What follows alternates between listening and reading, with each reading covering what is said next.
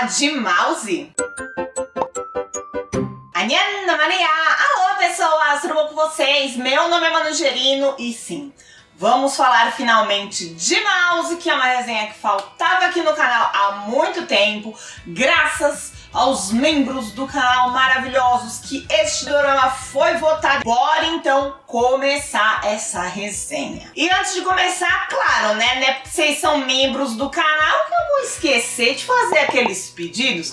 Tratem de deixar a curtida de vocês, compartilhar com aquele seu amigo membro que tá atrasildo, não viu ainda a resenha, ou vai saber se essa resenha aqui algum dia ficar aberta pra galera que não é membro. Aí se compartilha mesmo, pra avisar pro povo que tá liberada aí essa maciota. E se inscreva no canal, porque aqui no YouTube é uma loucura só, dá pra ser membro sem estar inscrito e a gente tá rumo a 150 mil dorameiros unidos. Você tem que fazer parte disso, então se inscreva, sem contar que a inscrição leva todos os vídeos do coreanismo pra sua aba de inscrição, você não perde mais nada, né? Sua vida fica mais organizada que isso, só este canal. Agora sim, vamos para a ficha do dorama Mouse.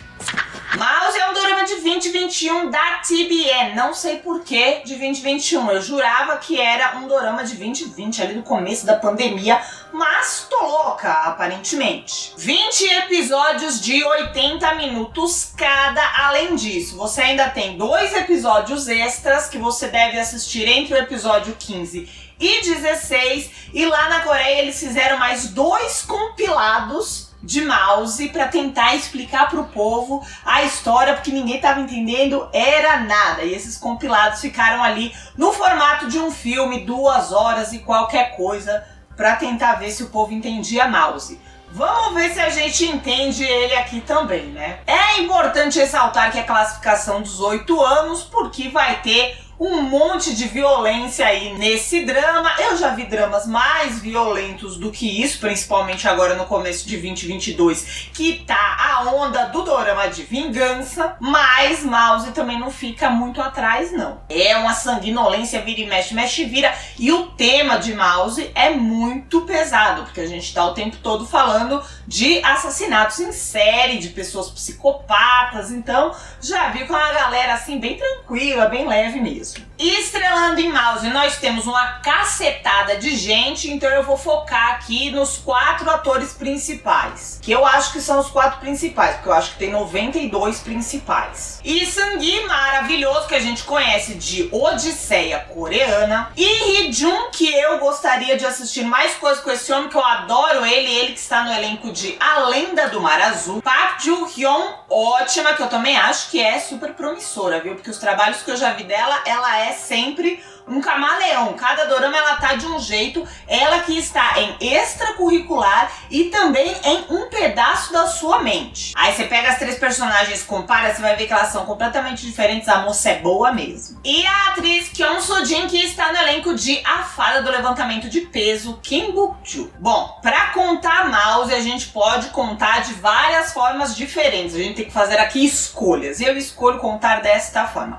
Vai contar a história de Komuchi e os inúmeros assassinos em série que passaram pela vida deste homem. Estamos aqui falando de uma realidade onde, faz de conta, tá? Isso aí não existe no mundo real. Nos anos 90, um cientista chamado Daniel fez aí uma pesquisa e descobriu como identificar se um bebê que vai nascer logo ali na barriga da mãe, se esse bebê vai ou não ser um psicopata. Ou melhor, se ele vai ou não ser aquele 1% dos psicopatas que se transforma em um predador, em um assassino em série, uma pessoa completamente sem escrúpulos, devido ao teste na barriga de mamãe. Em cima desta pesquisa foi proposta uma lei onde obrigaria o aborto nestes casos em que fosse detectado o gene do psicopata no bebê dentro da barriga da mãe. Ou seja, o governo teria ali o poder de dizer se você pode ou não ter o seu bebê. Mas é claro, baseado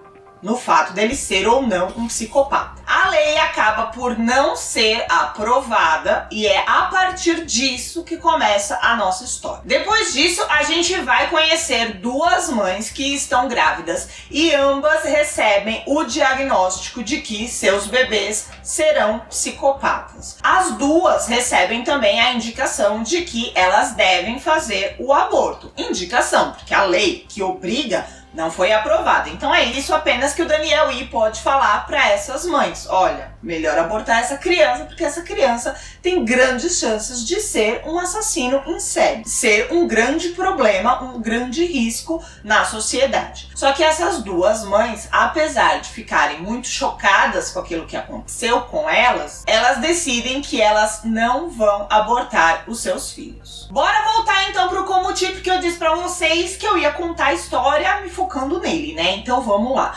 Comuti, nessa época aí que os bebês estavam na barriga de suas mães, devia ter por volta de 5 anos de idade. Uma bela noite que vai se transformar no pior pesadelo da vida de Comuti, ele, o irmão mais velho, que devia ter o quê? Uns 8 anos, 9 anos, a mãe e o pai saem para fazer um acampamento. Nisso, eles acabam chegando lá no acampamento e vendo que não tem nenhuma pessoa no local. Os responsáveis ali pelo hotel, pelo camping, não estão no local. Eu já teria ido embora para casa, não quero saber se essas crianças vão fazer escândalo no caminho ou não. Mas os pais do Comuti resolveram que eles iam ali acampar. Tão errados eles? Não, né, gente? Errado é sempre o assassino, o violentador, o agressor, pelo amor de Deus. Eu é que sou medrosa, né? Mas o povo ali não tava fazendo nada de errado, não. Mas apesar deles não estarem fazendo nada de errado, ou inclusive apesar deles estarem ali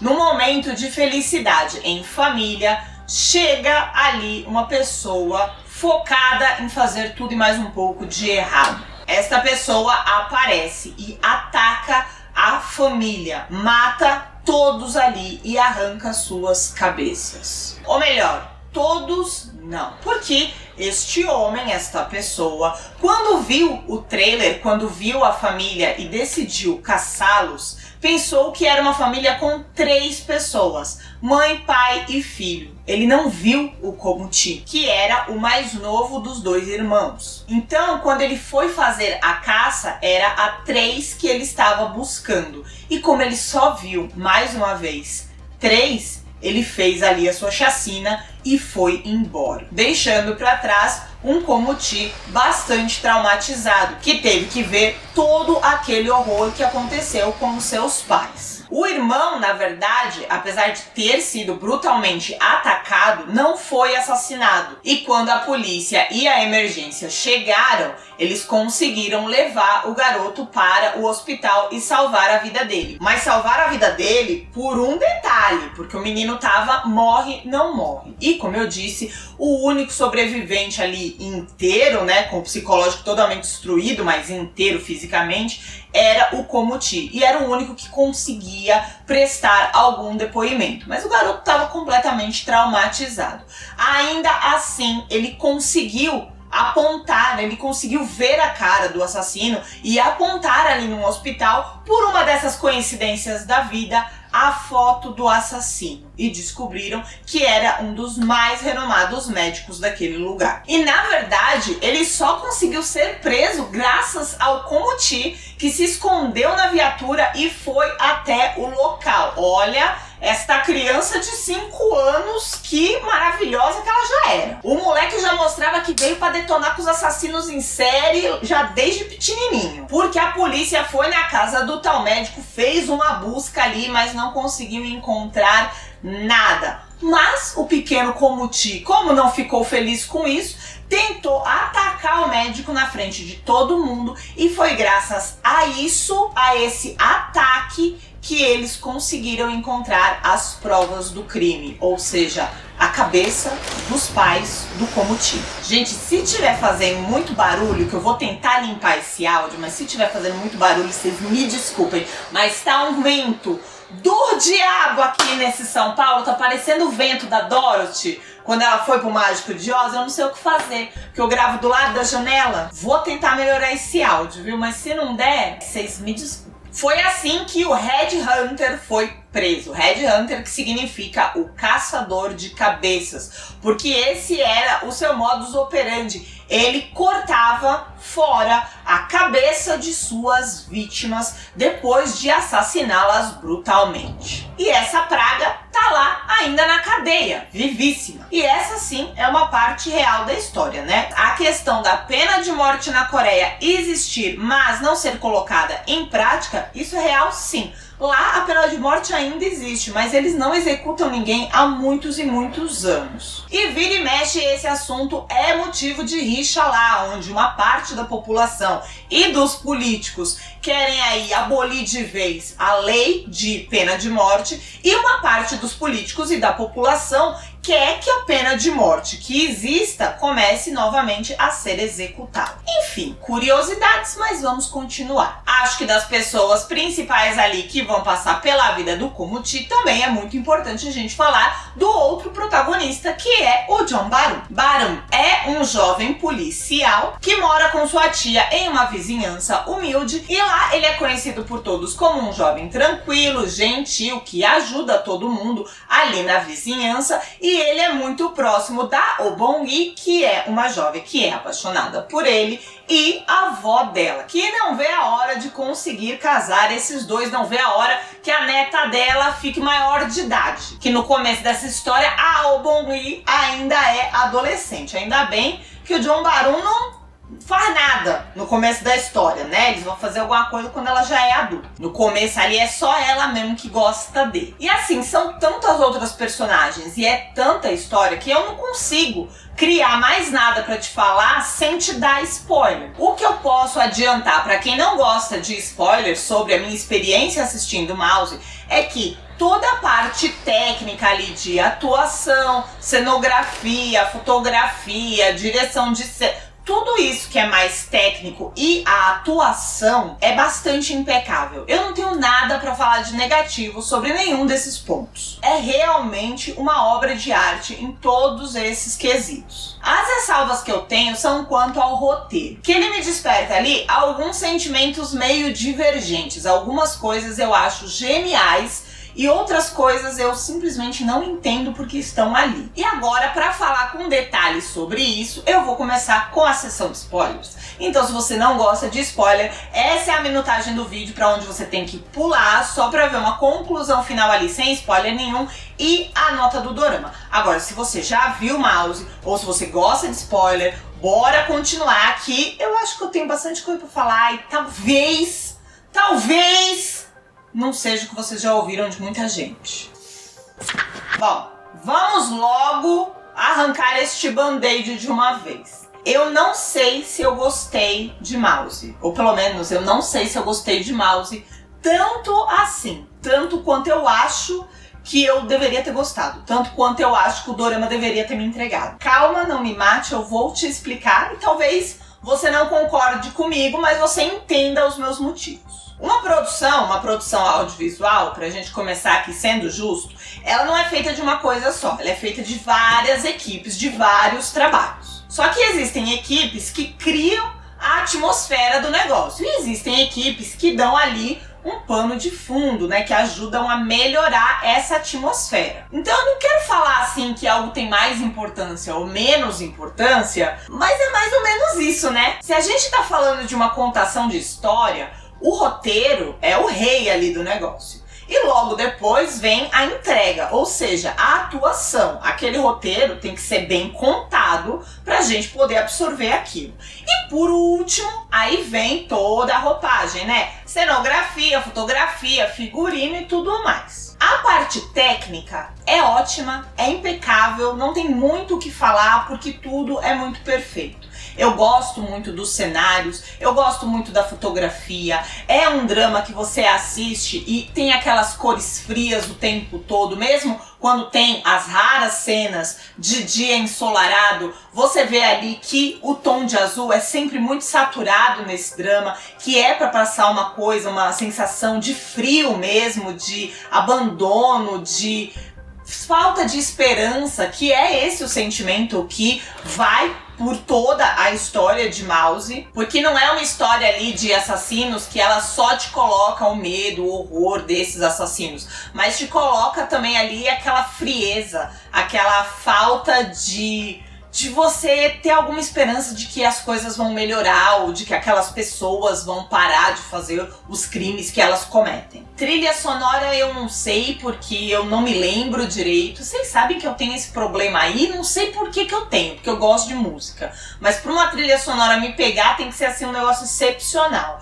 Mas eu me lembro que efeitos sonoros são muito bons, né? Os barulhos ali do dorama, eles te ajudam a entrar ainda mais nesse clima de tensão. Isso aí é tudo muito bem trabalhado. Seguindo, então, dessa parte técnica, a gente vai para a atuação, que também é impecável. O trabalho do Lee Hee-jun em Mouse, para mim, foi excepcional. Eu assisti os 20 episódios ligada no Komuchi. Para mim, ele é o centro da história, inclusive por isso que eu resolvi que eu ia contar a primeira parte desse vídeo aqui focada nele, ou pelo menos tentando me focar nele, né? Porque Mouse não dá pra você ter um foco só, mas enfim. Foi um personagem que me prendeu o tempo todo e ele é realmente o personagem que demonstra verdade e bondade ao mesmo tempo. E é aquela bondade fora do padrão, né? Fora da coisa do bonzinho, que era ali representada pelo padre, pelo irmão do Komuchi, que era um jovem que passou por tudo que ele passou na vida dele, que foi agredido, que passou por não sei quantas cirurgias, várias vezes esteve perto de morrer, ficou com uma deficiência física e ainda assim se tornou um padre e se tornou uma pessoa completamente sem rancor.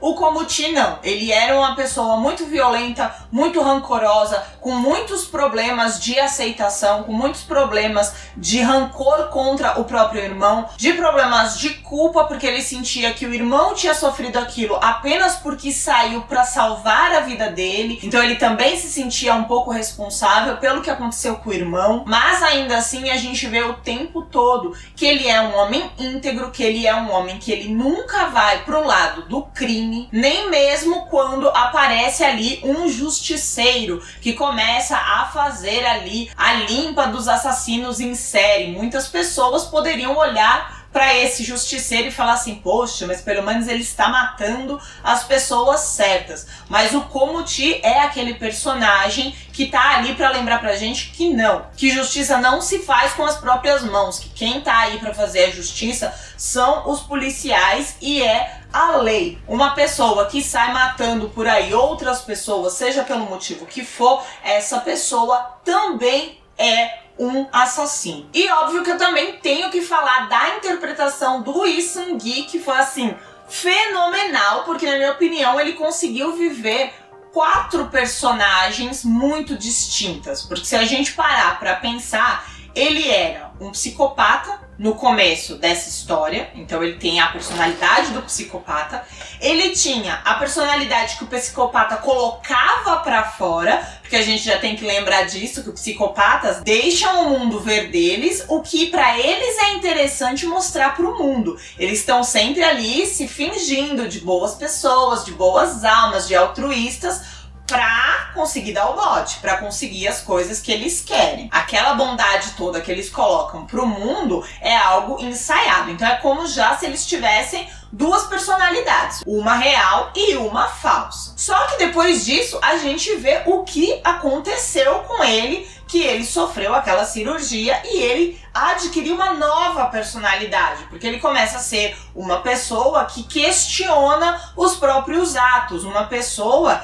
que tem sentimentos pelos outros. Então a gente vê aí mais uma terceira personalidade. E a 4ª personalidade pra mim vem quando ele começa a aceitar, já após a cirurgia, começa a aceitar esse lado animalesco dele e ele resolve que ele vai fazer justiça com as próprias mãos e matar outros assassinos em série para não descontar aquilo na família dele. Claro que eu não tô falando de personalidades no sentido de Kill Me Heal Me, né? Que a pessoa realmente tinha várias personalidades, uma apagava quando a outra vinha. Não é isso que eu quero dizer. dizer. Tudo ali era feito de forma consciente, mas eu acho que vocês entenderam o que eu quero dizer. É quase como se fossem 4 personagens diferentes e interligados, e o Lee Seung-gi conseguiu passar isso muito bem pra gente. Mas então vamos para as partes que eu achei que deixaram a desejar, né? E essas partes estão todas dentro do roteiro. Eu acho o roteiro de Mouse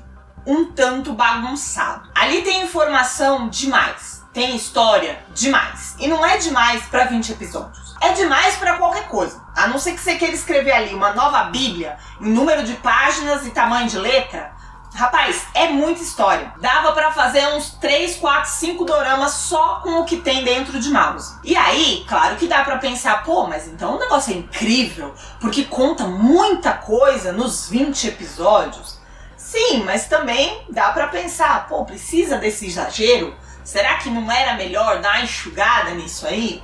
Pô, será que não era melhor explicar mais de alguns pontos e fazer mais alguns questionamentos do que outros? Foi a sensação que me deu. Porque questionamentos foi ali, eu acho, onde mais pegou pra mim. Os questionamentos que eu vi em Mouse não eram aqueles que eu esperava da época que eu comecei a assistir e por conta da sinopse do dorama. Não sei se você tá aqui no canal há muito tempo ou não, mas eu já tenho ali uma história com Mouse. Perto do lançamento eu já tinha pegado ele pra assistir.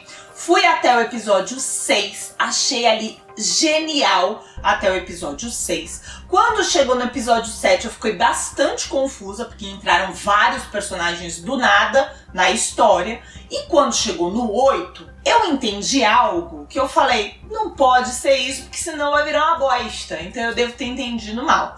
Parei o dorama na época, porque era um dorama que eu tava vendo com muita calma, fazendo anotação e o caramba, porque já tinham dito, ele já tava finalizado quando eu peguei pra ver, e já tinham dito que era um dorama muito difícil de se entender. Então eu fui, menina, fazendo CSI mesmo. E a sinopse vendida na época já começava assim: e se você pudesse saber que o filho que está na sua barriga vai ser um psicopata antes mesmo dele nascer? Essa era a pergunta chamada da sinopse. Então, pra mim, prometia ser um dorama que ia questionar aborto, que ia questionar em que casos que o aborto vai ser visto ou não como algo permitido para a sociedade. Eu pensei que ele ia questionar essa coisa de você salvar um ou você salvar todos. Afinal de contas, você tá eliminando uma criança para colocar uma sociedade em mais segurança. Eu pensei que esses iam ser os questionamentos, que são questionamentos bem polêmicos, porque eles lidam com a moral e porque eles lidam até com a fé de muitas pessoas. E também achei que ele ia tratar um pouco melhor sobre a psicopatia, porque a gente tem alguns problemas ainda hoje para entender o que é a psicopatia e o que faz o psicopata ser como ele é. Por conta do psicopata ser quem ele é já de nascimento. Ele não escolhe ser daquele jeito. Aquilo não é algo que ele possa controlar, a falta de empatia. Mas ele pode controlar se ele vai ou não ferir alguém, se ele vai ou não matar alguém. Então é um transtorno bastante peculiar e bastante perigoso para a sociedade, mas ao mesmo tempo que acomete várias pessoas. Então eu pensei muito que o dorama também ia falar sobre isso, sobre como a gente tem que lidar com um psicopata, como que a gente faz quando realmente nasce um psicopata na nossa família. O que a família pode fazer para tentar controlar e socializar aquela pessoa? Mas nada disso foi questionado na história. E aí ela passou a ser uma história para mim que não era profunda, era só difícil. E que não era ali uma grande obra de arte. Era uma obra de arte em todos os outros quesitos que eu enumerei. Mas no quesito roteiro, me parecia só entretenimento. Me deu uma sensação estranha ver que eu tava ali vendo 92 mil assassinos em série, todos interligados entre si, e não era nem uma questão de que era geneticamente, porque aquilo seria hereditário, nananã. sendo que a gente sabe que não é bem assim. A psicopatia, ela é genética, mas não necessariamente ela é hereditária, então não tem nada que fale que um filho de psicopata vai mesmo ser um psicopata. Inclusive, acho que teria sido bacana se a história tivesse ido por aí, porque tinha como, mas no fim da história não. Ele meio que só reforçou ali que o psicopata era pai do outro psicopata e isso também só serviu pra ter uma vingança ali, pra ter uma morte maluca do psicopata principal, que era o cara que a gente queria ferrar mesmo enquanto a gente assistia. Afinal, era o cara que tinha dado início a tudo isso. Também achei que eram casos demais em um dorama que não é sobre casos, porque se pelo menos a gente tá falando de um dorama policial que vai resolvendo casos, aí tudo bem, né? Cada episódio é um caso, então cada episódio vai ter um assassino. Acho que isso é completamente aceitável. Mas ali não era um dorama de casos, o foco ali o tempo todo era a história do John Barum e do Komuchi. Então todos esses outros assassinos em série que aparecem aí no fundo, eu achei muito exagero, porque também todo mundo é muito próximo de todo mundo conhece todo mundo. É literalmente a Coreia de 3 ruas, só que no metaverso dos assassinos em série. A bobeira que acontece no episódio 8 e que lá atrás me fez parar o dorama, e dessa vez eu percebi que realmente a história fala sobre esta bobeira, é esse negócio do transplante de cérebro. Gente, não faz o menor sentido, não tem nada a ver. Eu entendo que é uma história de mentirinha, mas não sei porquê. Na minha cabeça faz sentido o negócio ali da pesquisa, do gene, do psicopata na barriga da mãe, que é algo que não existe no mundo real. Mas eu não sei explicar por quê. Pra mim, tudo bem isso estar num dorama e a gente contar a história de como que a sociedade ia reagir se esse estudo realmente existisse. Ótimo.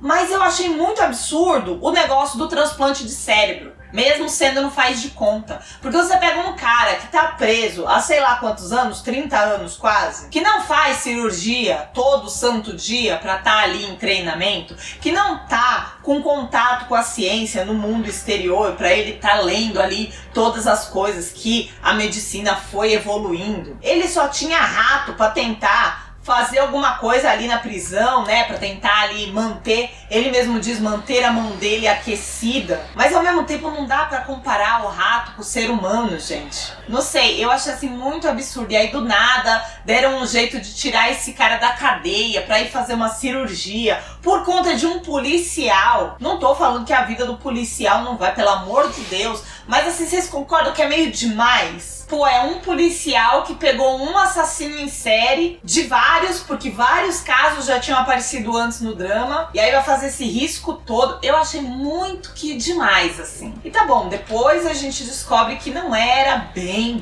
isso. Que ainda tinha lá todo o interesse daquela mulher, naquela sociedade utópica dela, que ela era completamente pancada também. Mas mesmo assim, eu achei essa parte muito over, não me convenceu nem da primeira vez e nem da segunda. Também me incomodou essa coisa, já indo pra pesquisa, me incomodou essa coisa de que 1% que podia dar errado ali na pesquisa significava que eram gênios. Então assim, era a mesma pesquisa pra você encontrar um psicopata ou encontrar um gênio, não faz sentido na minha cabeça. É a mesma coisa você falar assim, eu vou fazer uma pesquisa e aí o resultado é ou a pessoa vai ser canhota ou a pessoa vai ser míope. O que tem a ver? Não tem nada a ver. Nunca na história da humanidade, arrisco eu, né? Porque eu não sou psiquiatra, se alguém for, bota aí nos comentários a correção. Mas acredito eu, na minha leiguice, que nunca teve isso de você juntar a genialidade de uma pessoa com psicopatia. Uma coisa não tem nada a ver com a outra. Então não gostei, assim, me incomodou. E foi aí que eu percebi que essa coisa de ter 2 compilados em filme, de ter 2 episódios extras, não era ali porque o negócio era muito cabeça e as pessoas estavam com dificuldade de entender.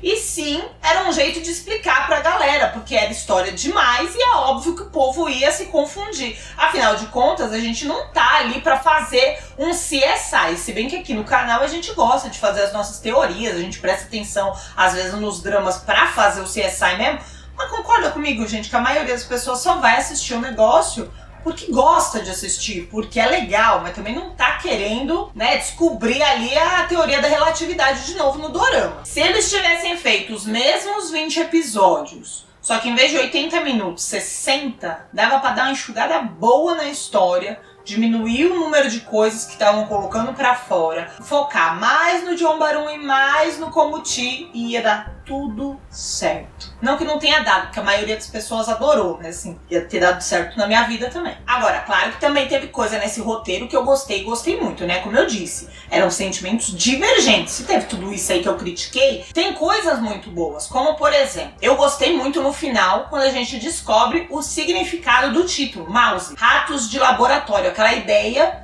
de que tanto as duas crianças que foram diagnosticadas, quanto o garoto que já estava nascido, né, que foi em quem o Daniel Lee fez a pesquisa, esses 3 garotos continuaram sendo monitorados. Isso eu achei do caramba. E quando ele entende isso, e mais do que monitorados, né, ele que era ali o psicopata maior dos 3, ele que era o cara em quem aquela mulher estava colocando todas as fichas de que ele vai se tornar um super predador e quando ele sair matando geral, eu vou conseguir aprovar a lei, como na verdade estavam fazendo real ele de joguete, porque inclusive estavam dando medicamentos pra ele pra inibir a serotonina no cérebro dele, ou seja, pra fazer com que aquele homem que já era um psicopata se transformasse numa pessoa mais violenta ainda. Sem contar, claro, que eles também foram joguetes na mãe dos dois, que resolveram o quê? Trocar os bebês de casa, porque elas achavam que era mais fácil elas matarem o filho de uma outra pessoa do que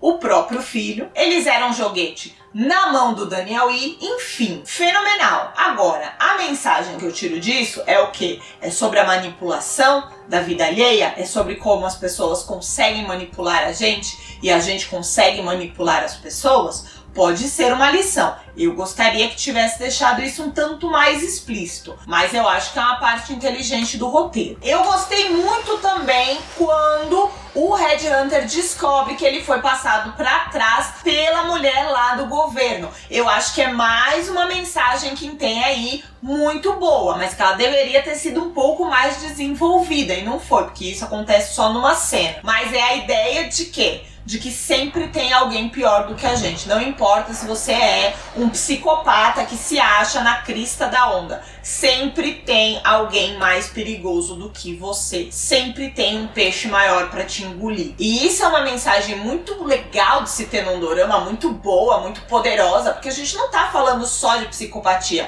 Esse tipo de mensagem você pode colocar em qualquer situação. Como, por exemplo, pessoas que têm muita grana, muito poder, e elas se acham sempre acima do bem e do mal, sempre muito poderosas. Tem sempre alguém maior. Um personagem que eu adoro e que eu acho que tinha que ter sido muito mais bem explorado é o Son Yo-han. A gente vai conhecer o Son Yo-han só no final desse dorama. Eu entendo que é pra gente ter aquele fator de surpresa. Eu acho que funcionou, mas não sei, eu acho que ele acaba também sendo muito desperdiçado. E será que é essa mensagem que tá ali? Como às vezes a gente desperdiça as pessoas, como algumas pessoas passam pela vida e elas podiam ser brilhantes e a gente sabe que ele era ali o diagnóstico errado, né? Ele era o 1%, ele era o gênio. E ele sempre demonstrou essas características geniais, coisa que os outros dois nunca demonstraram. Por isso que eu não entendo esse exame ser entre gênios e psicopatas, porque são duas coisas assim claramente diferentes. Mas enfim, será que é essa a ideia de que às vezes pessoas geniais na nossa sociedade são descartadas e elas são desprezadas? E também acho que a mensagem que tinha ali bastante desse personagem e que eu não acho que foi tão explorada assim é a mensagem do preconceito. Ele sofreu preconceito a vida inteira porque ele era filho do psicopata, ele era filho de um criminoso. Quantas coisas que não acontecem com as pessoas porque elas são esposas, porque elas são marido, porque são filhas, porque são pais de outras pessoas que cometeram um erro. Quantas vezes a gente não é julgado por conta de algo de terceiros que estão atrelados a gente, mas não necessariamente a gente concorda ou a gente compactua. Muitas vezes aquilo faz mal pra gente também e até a gente corta laços. mas a sociedade continua nos julgando. Eu acho que isso também era uma mensagem muito boa que devia ter sido um pouco mais forte na história. Eles mencionam isso lá no final, até quando aquela senhora tá dando o depoimento dela e falando que ela acha que realmente não foi o Johan que matou todas aquelas pessoas, porque ela conseguia sentir verdade nele quando ele a ajudava. Mas não sei, gente, eu ainda acho que foi pouco. Eu ainda esperava mais dessa parte também. Nota final do dorama: 8,5. 8,5 porque eu não me sinto confortável em dar menos do que 8 para esta obra, porque, como eu disse, eu não tenho absolutamente nada para falar de nada de Mouse a não ser o roteiro. E eu não posso também reduzir toda a história no roteiro, só porque eu acho que o roteiro é o principal. É o principal? É o principal. Mas eu não posso diminuir todos os outros quesitos. E como vocês viram, não é que o roteiro inteiro pra mim é um problema. São alguns pontos que são um problema. Outras coisas eu achei muito boas. Então, 8,5 eu acho que é uma nota justa. Agora me diz aqui embaixo o que você achou sobre Mouse. Não se esquece de que se você for contar partes importantes dessa história, como quem que são os assassinos seriais quando eles estão ali incógnitos, qual a motivação desses crimes, se faz sentido o que aconteceu ou o que deixou de acontecer, blá blá blá blá blá, coloca sempre um aviso de spoiler se você vai contar algo importante da história. Assim, a galera que não gosta de spoiler pode também usar a seção de comentários e a experiência de assistir o dorama delas não vai ser prejudicada, porque vocês vão concordar comigo que grande parte de assistir Mouse é você ir ali descobrindo os segredos. E esse também é mais um ponto positivo que eu quero dar pro roteiro. Tenho que salientar isso aqui. O fator surpresa do negócio é impecável. E espero que você tenha gostado desse vídeo até aqui. Não se esqueça de deixar a sua curtida, compartilhar esse vídeo com um amiguinho e se inscrever no canal. E agora aqui do lado eu vou deixar pra vocês uma playlist com todos os clubes do dorama, os clubes do dorama VIP e, claro, os antigos clubes do dorama abertos que estão aqui também. Clica lá, vê qual dessas resenhas que você ainda não assistiu e eu te vejo nos próximos vídeos. Nada, não é